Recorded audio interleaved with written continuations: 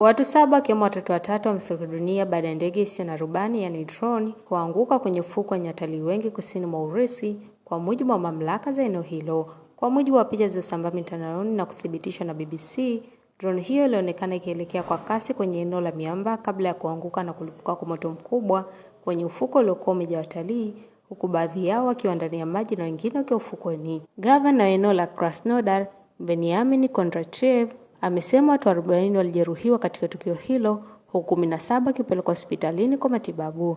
Kondratyev ameilaumu Ukraine kwa kile alichokiita shambulio la makusudi dhidi ya raia.